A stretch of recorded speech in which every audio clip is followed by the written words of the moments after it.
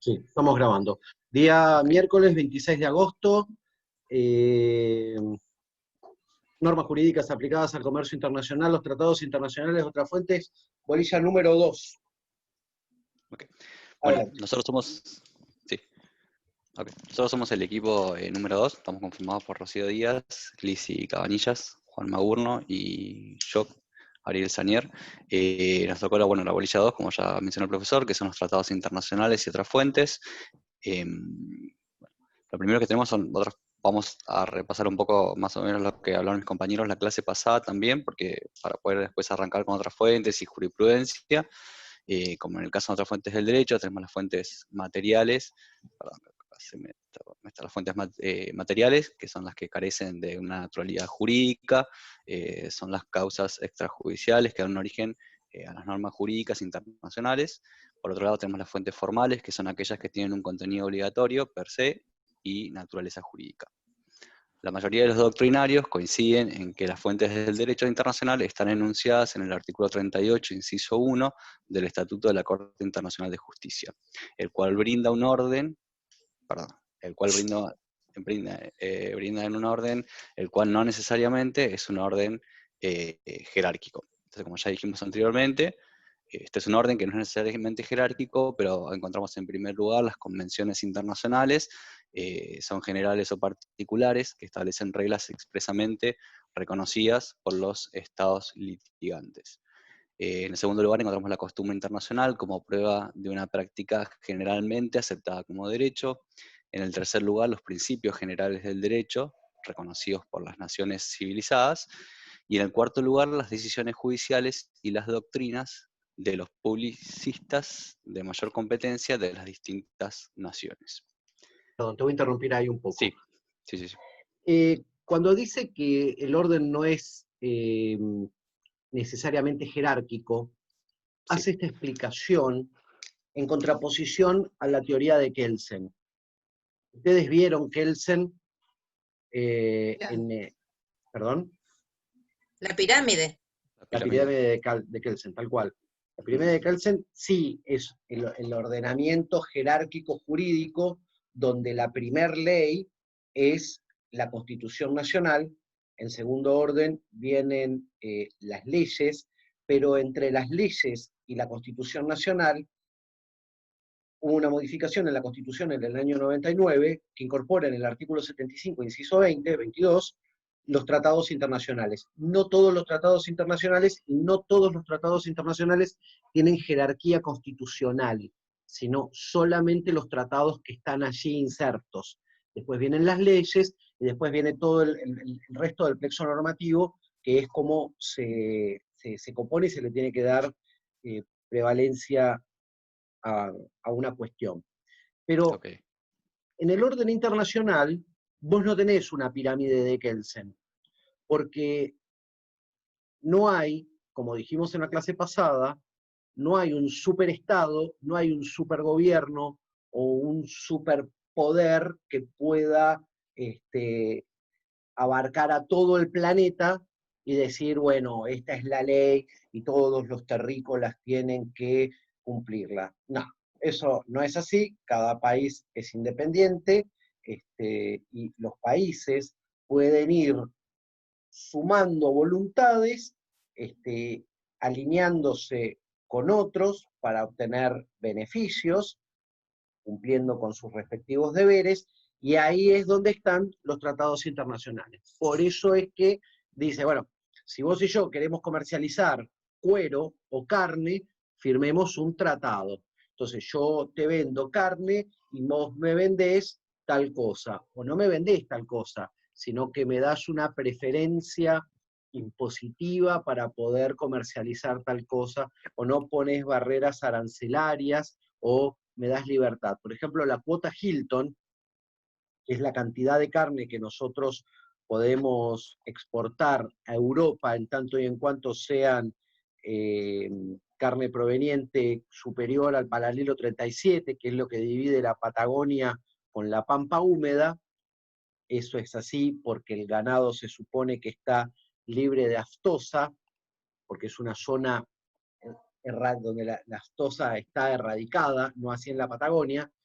no podemos agarrar y vender toda la producción argentina porque inundamos el mercado europeo y variaríamos, por la ley de oferta y demanda, variaríamos los precios internacionales de la carne. Entonces, como Argentina la mayor parte del tiempo es barata para los de afuera, y lo hace competitiva porque tenemos una moneda sumamente depreciada, entonces sería muy barato vender al exterior y volcar toda esa mercadería en una unión como es la Unión Europea, o en un Estado en particular, y hacer que atente contra la misma economía interna de ese país. Porque si yo llego a meter tanta carne y la carne es tan barata, voy a hacer quebrar a los productores locales porque nadie va a querer consumir la carne local porque es de peor calidad, quizás, y mucho más cara que la carne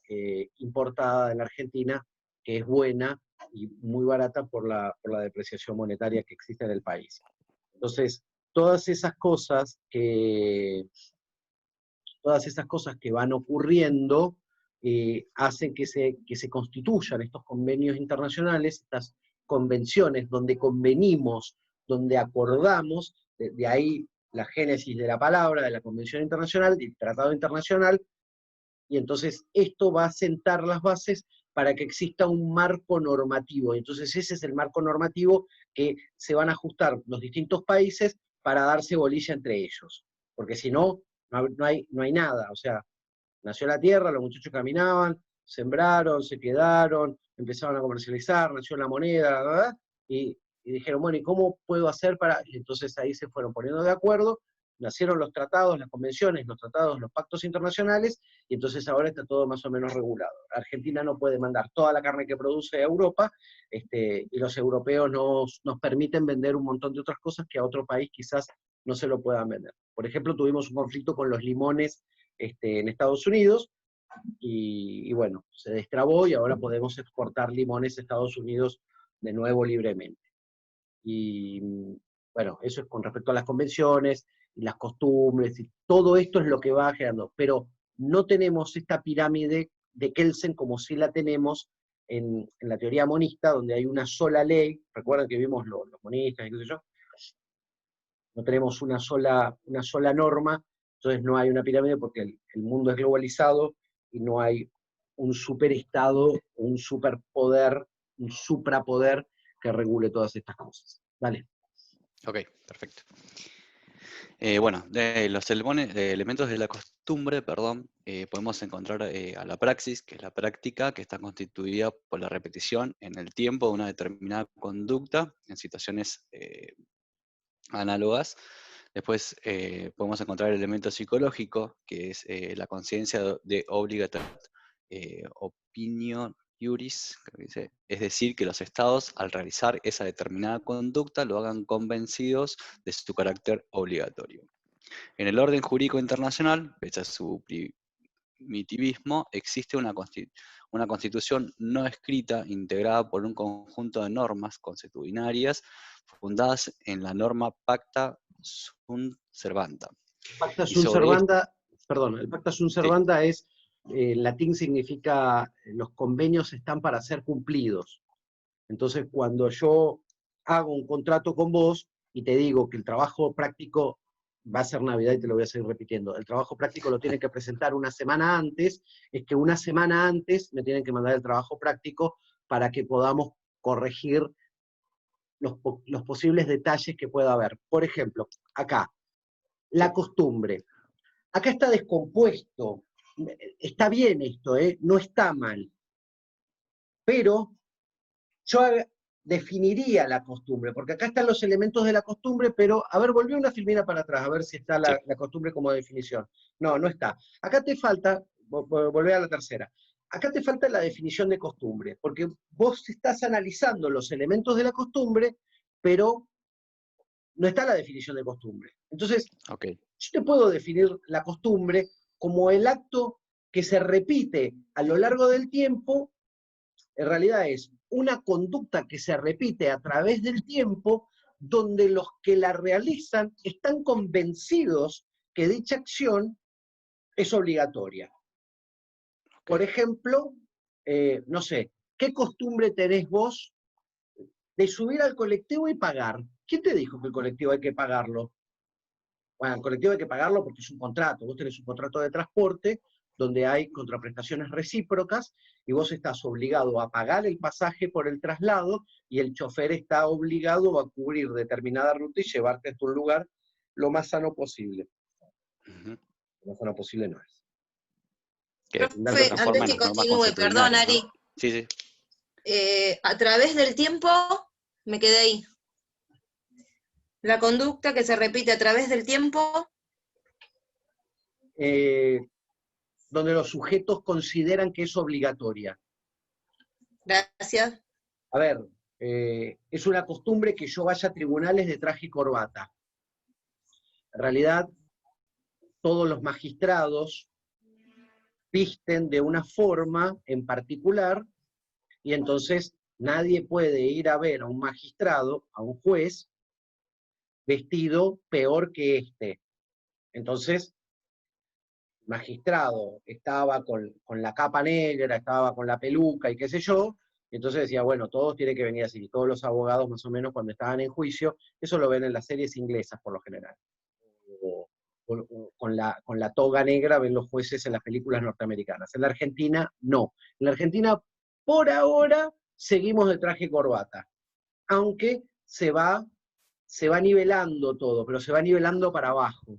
Fíjense que salió la corbata, estamos en cuarentena, bueno, está bien, estamos en cuarentena, no usamos más traje, es como que no hay necesidad, aparecen todos en zapatillas, aparecen los ministros sin corbata, y vos decís, ¿y por qué esa laxitud? O sea, un jefe de gobierno sin corbata, con el busito, está bien, me parece bárbaro, es genial, pero no hace a las formas. Entonces, se va nivelando todo para abajo. Eso es una mala costumbre. A mi entender, chapado a la antigua, no sé, pónganle lo que quieran, díganle, clasifíquenme como les guste, pero es así, es una realidad. Entonces, yo considero, la verdad es que los abogados tienen que ir de traje y corbata, está escrito en el Reglamento de Justicia Nacional.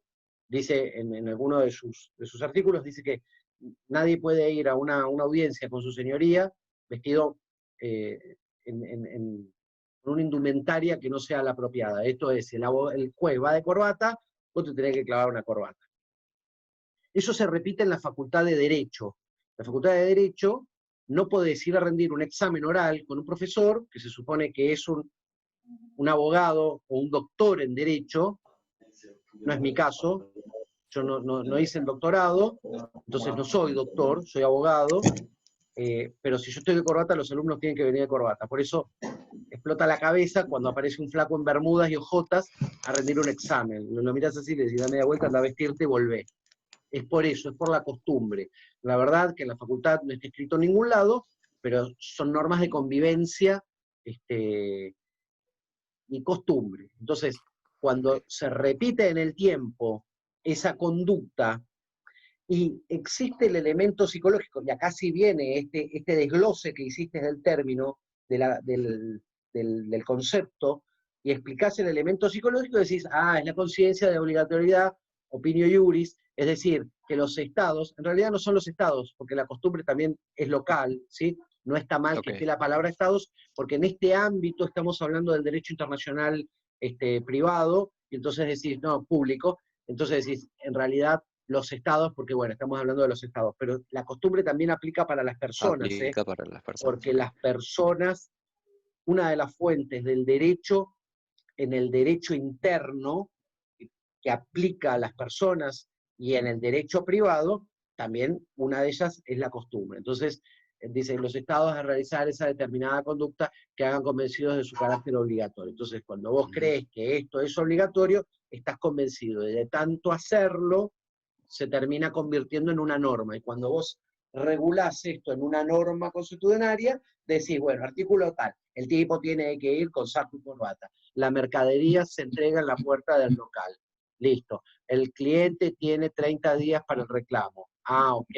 Y el cliente se hizo la compra a través de la página o de medios alternativos, telefónicos, internet o como haya sido, tiene 10 días para la anulación de la operación. Ah, bueno, y eso pasó 1, 10, 100 veces, y eso hoy está regulado en el artículo 34 de la 24240, que es la Ley de Defensa del Consumidor. Ahí tenés algo que ocurrió constantemente y terminó siendo norma. Mira, ese es el ejemplo. Ok, perfecto. Es como ahora para que quiere instalar, digamos, el uso de LE, una cosa así. Sí, que gracias a Dios espero que no triunfe, porque no se les ocurra. Así como te dije lo de Malvinas, me llegan a poner un examen en LE y les tacho la hoja. Hasta que la Real Academia no lo acepte, yo no lo acepto. Si la Real Academia lo acepta y dicen que sí, bueno, será como alumnos y alumnas. No, alumnos, el genérico solo abastece. Entonces, alcanza, listo. No hace falta que digan Ok. alumnos, alumnas, huevada, alumnos, los alumnos. Hoy estamos reunidos todos los alumnos que están acá. Perfecto, listo. No, están los alumnos, las alumnas, les alumnes, los pibis, el rapadito ese, Los pibis. los Les pibis, pibis. les Les pibis, pibis. les Sí. pibis. Bueno, dale. Sí. Estas normas entonces consuetudinarias son las normas del ius cogens y se caracterizan por ser imperativas, o sea, obligatorias y no dispositivas, o sea, supeditadas al principio de la autonomía de la voluntad, como todas las demás.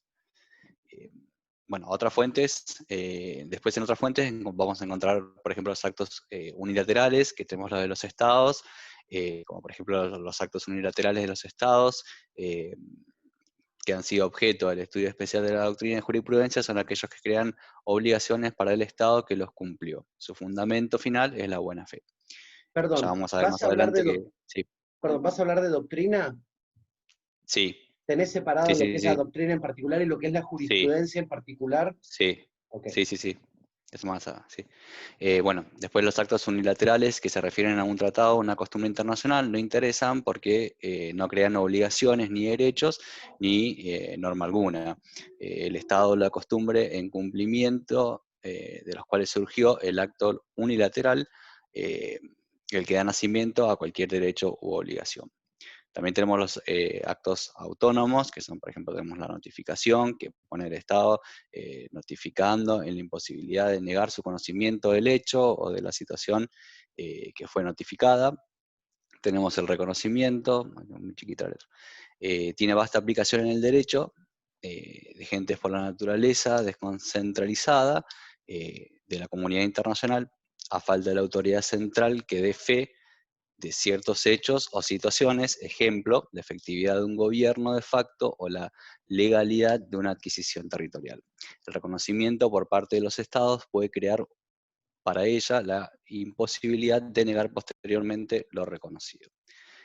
También tenemos la protesta, implica el no reconocimiento por parte de un Estado de un derecho de otro Estado y significa una reserva propia. Es oportuna en ciertos casos cuando una cierta conducta de un Estado exige la reacción del otro, cuyo silencio en tales circunstancias podría interpretarse como una aquiescencia. También encontramos la renuncia, que significa que un Estado declina ejercer un derecho o una ventaja. Estamos hablando de los actos unilaterales. Perdón, Y pero tenemos, quiero volver un sí, poco para atrás para explicar lo de la protesta y el reconocimiento. A ver, la sí, notificación, donde dice que pone al Estado notificado de la imposibilidad de negar su conocimiento, es, usted está notificado. O sea, a ver, el día 30 próximo vence el plazo de canje de bonos de deuda externa, ¿sí? Y se van a canjear los Bonar 24, los Bonar 2020, Bonar 25, van a ser canjeados por el bono ley 2030, 2035, 2041. O sea, es un canje de deuda. Usted está notificado. Tiene el tiempo hasta el día 30. O sea, si lo querés hacer, hacelo. Si no, te quedás con un título defaulteado que no va a valer 2 mangos con 50. Si no querés perder la plata y quedarte con ese título que no vale nada, cambialo, quédate con un papel que va a vencer en el 2030. Si al 30 de agosto vos no hiciste el canje de deuda, esto es real, esto es lo que estoy laburando hoy todos los días. Si ustedes al 30 de agosto no hicieron el canje de deuda, chao, listo. Mañana no podés venir a decirme, no, ¿por qué? No, yo te notifiqué. Te mandé un mail, fue de público conocimiento, salió en la televisión, salió en los diarios, mandamos un mail, estaba en el portal, te llamé por teléfono y te lo dije. Si no viniste, vete. No te puedo decir otra cosa. El reconocimiento es cuando un Estado reconoce la acción o la actitud que tiene otro Estado por alguna cuestión en particular. ¿Sí? Entonces, en el ejemplo dice, la efectividad de un gobierno de facto, la legalidad de una adquisición territorial. Yo lo veo a Maduro, que hace un montón de cosas, y voy, me paro atrás y lo aplaudo, y estoy reconociéndolo por sus acciones como un presidente legítimo. En realidad hay otro problema, porque Maduro es legítimo. Lo que pasa es que hay toda una cuestión política de fondo que hizo que convencieron a los venezolanos que no era necesario votar, porque era el pedo votar, qué sé yo. Entonces fueron a votar 10 pibes, de los 10 pibes a 5 les pusieron una pistola en la cabeza, entonces en vez de votar los 20 millones de venezolanos que había, votó la mitad votó coaccionada, porque tenían como acá los CIFE, entonces Maduro ganó. Pero la verdad es que la abstención de votos que hubo en Venezuela fue gigantesca, enorme. Cuando en Venezuela el voto es obligatorio, entonces Maduro ganó con el 15% de los votos de toda la población, lo cual es ridículo, pero ganó. Y después ganó plazas en la Asamblea, que es el equivalente al Congreso argentino, y entonces levantaban la manito y hacían lo que querían. Y si alguien se oponía y le hacía juicio, cambiaron el Congreso, cambiaron la justicia, y entonces cuando cambiaron la justicia, armaron una Corte Suprema con 15 miembros, en los que todo llegaba a la Corte, y la Corte decía, sí, las vacas vuelan, los monos son rubios, esto pasa tal, y les aprobaban cualquier cosa, y entonces así, de a poquito, se llama efecto Salamines, o vas haciendo pequeños cortes, y un día te quedas con el piolín. Y un día los venezolanos se dieron cuenta que no tenían más república. Entonces, la república es, sí, es democrática, porque acá nos votamos. Si no me votás, te pego un tiro, pero es democrático. Entonces, si un Estado reconoce las actitudes o los actos que realiza el gobierno de Maduro, dice, bueno, es legítimo. Fíjese que en Venezuela hay 2 presidentes. Está Maduro y está el otro pibe que... Juan, ¿cómo es? Guaidó.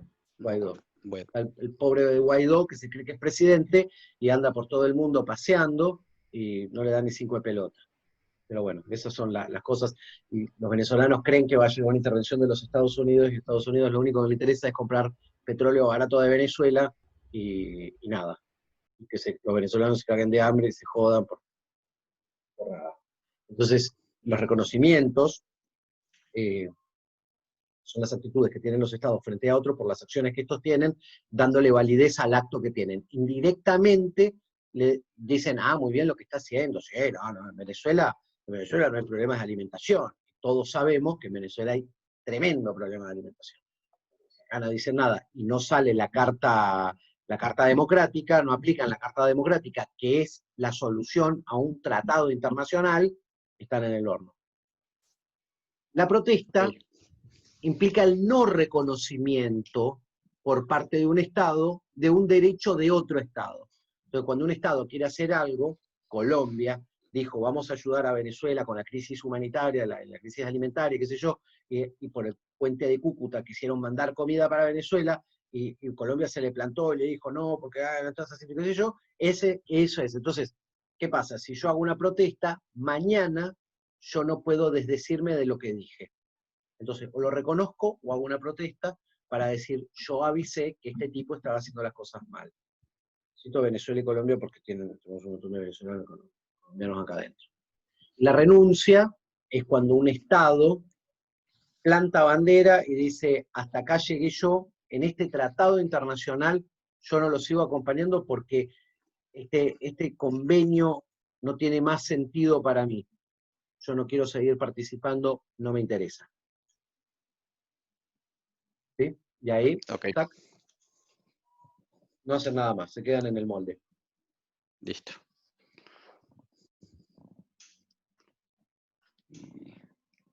Continúo, ¿no? Sí, dale. Sí, ok.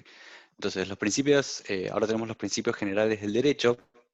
Es la fuente del derecho internacional más discutido, pues no es no se la considera una manifestación de la voluntad de los estados expresa, ni siquiera tácita, no existiendo coincidencia en cuanto a su naturaleza ni a su contenido. Esta fuente está incluida en el Estatuto de la Corte Internacional en virtud de la práctica arbitral, ya que los árbitros fundamentan sus sentencias en los principios generales del derecho y no del derecho internacional. Al producirse una situación no reglada por una norma convencional o consuetudinaria, se impone la necesidad de recurrir a los principios generales. Los principios comunes en todo orden jurídico y que se encuentran desarrollados en el derecho internacional son la buena fe, la equidad, la prohibición del abuso de los derechos, prescripción, cosa juzgada, obligación de reparar, enriquecimiento sin causa, rebus sic stantibus, siendo así las cosas, y audiatur et atera pars, que sea oída también la otra parte. A ver. Okay. Esta última parte es como lo que dijo del derecho a réplica, ¿no? No. Como en el derecho internacional no hay una ley, no aplica el principio de Kelsen, la teoría de Kelsen, entonces lo que hace el derecho internacional es que el derecho tiene que ser lógico, y tiene los principios, los principios generales que son todos los rectores para que se pueda hacer cualquier norma. Nunca puede haber una norma que no esté basada en los principios generales del derecho. Entonces, toda ley que vean ustedes tiene que tener buena fe, equidad, prohibición de abuso del derecho, prescripción, cosa juzgada, obligación, ¿sí? Si no lo tiene, esa norma no está bien. ¿Qué es la buena fe? Es la buena fe de la cual deriva el otro principio, la obligación del buen hombre de negocios. Cuando el buen hombre de negocios aplica bona fide, no es el café ni el chocolate, bona fide en latín es la buena fe, es que yo hago las cosas porque quiero que salga bien, lo hago por un bien, no porque te quiero estafar, no porque te quiero ganar, porque te quiero pasar por arriba, ¿sí? O sea, yo lo que hago es vendo las hojotas hawaianas con la florcita encima, porque me parece que son re lindas, y porque este verano, que vamos a estar todos metidos en casa, que no vamos a poder ir a la costa, vamos a usar las hojotitas con la florcita ahí arriba. Tengo buena fe en mi acto, y yo creo en vos y vos crees en mí. Miren, hace 30 años, cuando yo arranqué a laburar, nosotros operábamos $4 millones por día en la mesa de dinero de piano, y no había un papel. Era todo por teléfono, y era todo, compro, vendo. Te vendo $250.000 a tanto, a 77. Ah, bueno, dale, listo, bueno, te mando la plata. El tipo después del dólar podía explotar, pero dijo, no, yo a las 2 de la tarde hablé con Jorge y me dijo que el dólar estaba a 77 y le compré con $500.000. Y entonces me preguntaban a mí, le decían, ¿vos le vendiste $500.000 a 77? Y digo, sí. Y si yo decía sí, era. Y lo que yo te decía a vos y lo que vos me decías a mí era un contrato, porque había buena fe. No había la especulación. ¿Lo firmaste? No lo firmaste, cagaste, no, te jodiste. No existe, porque el derecho tiene que primar siempre la buena fe. La equidad es que sean las cosas equitativas para uno o para otro. La prohibición de abuso del derecho es que si yo tengo una posición dominante, yo no me puedo abusar de esa posición dominante para, con el derecho, ir y aplastarte y decirte, no, porque yo... No, tiene que haber buena fe. Ejemplo, compré un acondicionador DAV en Coto. Me equivoqué. Veo el supermercado, lo hago a las 11 de la noche, no veo un carajo, marco, así. Mi esposa me dijo, pedí un acondicionador, y yo lo toqué y error. Toqué uno que tiene esencia de coco. Y eso implica más o menos divorcio o que duerma en el palier, porque acá no entra nada que tenga olor a coco. Entonces, yo llamo a Coto y digo, hola, ¿qué tal? Soy un idiota, me equivoqué en la crema enjuague. Y Coto dice, no, nosotros en la reglamentación decimos que tiene 72 horas hábiles para cambiar el producto y tiene que mandarlo a la sucursal de origen. Sí, tiene que ser... Sí. Le digo, bueno, pero yo tengo un Coto acá a la vuelta. No, a ver, deme su documento. En el documento está... Su pedido salió del supermercado que está en Retiro, allá en Inmigrantes, en la puerta de la Villa 31. Le digo, ¿y qué tendría que haber hecho? Y dentro de las 72 horas haberse presentado con el positivo de crema acondicionador allá en la Villa 31. Le digo, uno, ¿vos me estás diciendo que yo tengo 72 horas para cambiar la crema enjuague? Sí, sí, porque esas son las disposiciones de Coto. Le digo, error.